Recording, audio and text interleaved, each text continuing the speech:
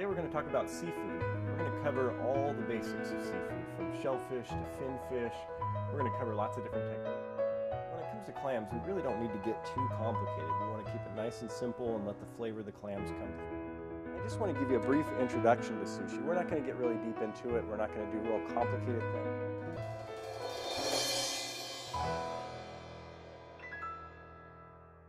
Hi, my name is Tom Small. I'm a chef in the Seattle area, and today we're going to talk about seafood. We're going to cover all the basics of seafood, from shellfish to finfish. We're going to cover lots of different techniques like frying and steaming and sautéing and broiling. It's going to be an exciting and a fun time.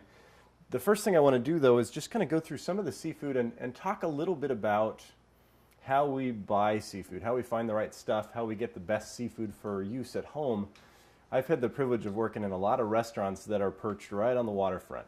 And so you look out those big giant bay windows and there's the ocean for everyone to see. It's a great environment. And in those environments, it's really, really easy to get great seafood. We've got seafood purveyors who are flying in things fresh every day, who are catching things locally. And every morning around 6 o'clock, I get an email that tells me what came in that day.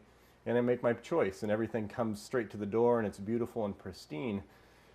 When we have to buy things in the grocery store, it's a little bit tougher.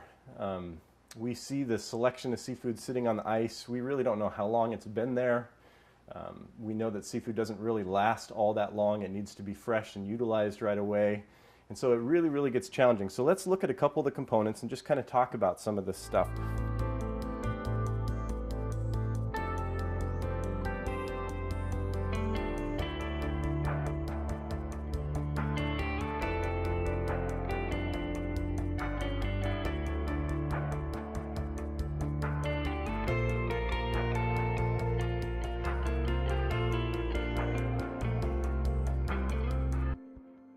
Usually we say that you want to store it like it's swimming, so you store them upright if you can. But when you have a fillet, when you take the skin off, now that flesh is going to be damaged by water. And so we don't want that to happen. So what I usually do is I just take tarragon and that parsley, bring all of that together. Immediately when I put those in there, I can smell the herbs and the flavor and everything coming up. I'm just going to cook this on kind of low heat for about... So I've got fresh picked Dungeness crab right out of the shell. After it was picked, I went ahead and just gave it a little squeeze just to dry it out a little bit. I don't want to I'm just putting my hand on top to keep it from kind of slipping away from me and splashing the oil. You could use tongs if you wanted to as well. There we go. And the last one is called Creole mustard. You can also just use a whole grain mustard, but basically it's mixed mustard seeds that's very tangy and very flavorful. Sometimes they have a little bit of heat to them as well. Now once we add these other ingredients, because there's moisture in the vegetables themselves, the roux is going to stop cooking, which is perfect. We don't want it to get any darker than that. For the fish, and when I press down, I want to kind of feel it flake a little bit.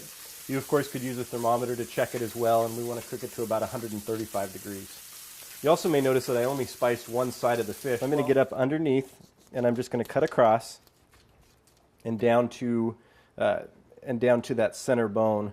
So I've just cut beneath. Because I'm cooking a delicate fish, I want to make sure that this is really well seasoned, that the food's not going to stick. And so just before I put it on the grill, I'm going to get a paper towel with just a little bit of oil, and I'm just going to really lightly brush it where my fish is going to go down.